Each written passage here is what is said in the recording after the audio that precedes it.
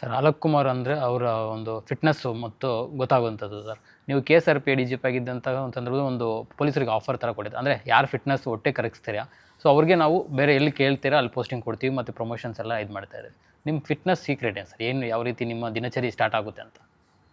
ಇಲ್ಲ, ನಾನು ಯಾವ ಪೋಸ್ಟಿಂಗ್ ಇದ್ದರೂ ಕೂಡ ಬಹಳ ಜನ ಸಿಟಿಲಿ ಕೆಲಸ ಮಾಡ್ತಾರೆ. ಈಗ ಅವ್ರು ಹೇಳ್ತಾರೆ ನಮಗೆ ಟೈಮ್ನ ಸಿಗಲ್ಲ.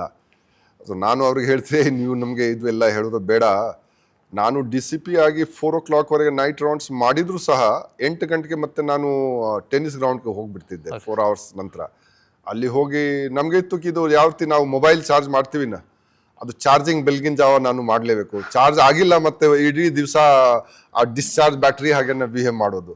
ಸೊ ನಾನು ಕನಿಷ್ಠ ಪಕ್ಷ 1 hour ನಾನು ಏನಾದರೂ ಫಿಸಿಕಲ್ ಆ್ಯಕ್ಟಿವಿಟಿ ನಾನು ಬೆಳಗ್ಗೆ ನಾನು ಮಾಡೇ ಮಾಡ್ತೀನಿ.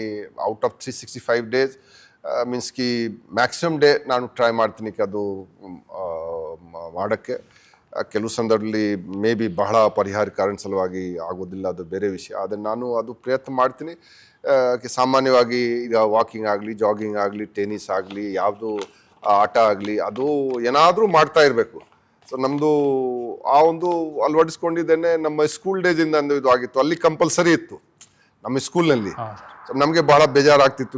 ಮೊಬೈಲು ಇದೇ ತರ ಇಂಟರ್ನೆಟ್ ಆ ಟೈಮ್ ಅದು ಎಲ್ಲ ಇರಲಿಲ್ಲ. ಆದ್ರೆ ಅಲ್ಲಿ ನಮಗೆ ಈ ಓಡೋದು ಎಲ್ಲ ಆಡೋದು ಇದು ಬಹಳ ಕಂಪಲ್ಸರಿ ಇತ್ತು. 1 hour ಆಡ್ಲೇಬೇಕು.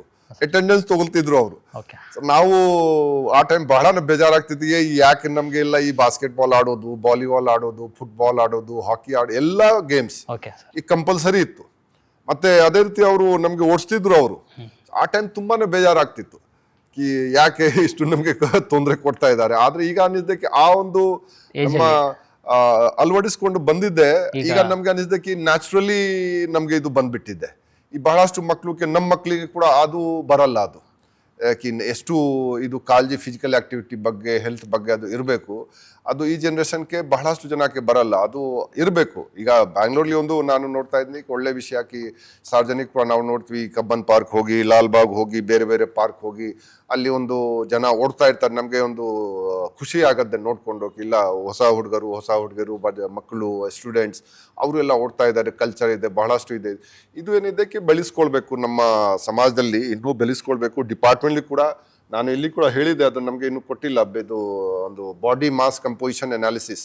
ಈಗ ನೀವು ನಮ್ಗೆ ಒಳ್ಳೆ ಜ್ಞಾಪಕ ಮಾಡಿಸಿದಿರಿ. ಈಗ ಕೌನ್ಸಿಲಿಂಗ್ 9th ಇದೆ. ಸೊ ಅವ್ರಿಗೆ ಮಾಡ್ತೀವಿ, ಯಾರು ಫಿಸಿಕಲಿ ಜಾಸ್ತಿ ಫಿಟ್ ಇರ್ತಾರೆ ಅವ್ರಿಗೆ ಜಾಸ್ತಿ ಪ್ರಾಮುಖ್ಯತೆ ಕೊಡ್ತೀವಿ. ಅದು ಮಾಡಬೇಕು. ಅವ್ರಿಗೆ ಒಂದು ಇನ್ಸೆಂಟಿವ್ ಕೊಡಬೇಕು. ಈ ಫಿಸಿಕಲಿ ಫಿಟ್ ಆಗ್ಲಿಕ್ಕೆ ಅವ್ರಿಗೆ ಎನ್ಕರೇಜ್ ಮಾಡಬೇಕು. ಇದು ಈ ರೀತಿ ನಾವು ಎನ್ಕರೇಜ್ ಮಾಡಿದರೆ, ನೀವು ಹೊಟ್ಟೆ ಕಡಿಮೆ ಮಾಡಿದರೆ ನಿಮ್ಗೆ ಅಲ್ಲಿ ನಿಮ್ಮ ಊರ ಕಡೆ ಅಲ್ಲಿ ನಿಮ್ಗೆ OD ಮೇಲೆ ಹಾಕ್ಬಿಡ್ತೀವಿ. ಅದು ಇದ್ರೆ ಮತ್ತೆ ಅವ್ರು ಡೆಫಿನೆಟ್ಲಿ ಅವ್ರಿಗೆ ಉತ್ತೇಜನ ಸಿಗುತ್ತೆ. ಅವರು ಒಳ್ಳೆ ಇದು ಏನಾದರೂ ಎಕ್ಸಸೈಸ್ ಮಾಡಿಕೊಂಡು, ಬೇರೆ ಇದು ಮಾಡಿಕೊಂಡು ಕಡಿಮೆ ಮಾಡ್ತಾರೆ.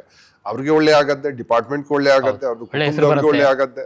ಸೊ ನಾನು ಇದು ಕೂಡ ಇಲ್ಲಿ ಕೂಡ ನಾವು ಟ್ರೈ ಮಾಡ್ತೀವಿ. ಇನ್ ಜನರಲ್ ನಾನು ಹೇಳ್ತಾ ಇರ್ತೀನಿ, ಯಾರ್ದು ಹೊಟ್ಟೆ ಗಿಟ್ಟೆ ಜಾಸ್ತಿ ಇದ್ರೆ ಇದು ಬಹಳ ಜಾಸ್ತಿ ಇದೆ.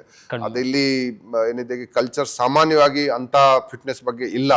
ಅದು ಕೂಡ ನಾವು ಇದರ ಸಲ ಬೆಳೆಸ್ಕೊಳ್ತೀವಿ.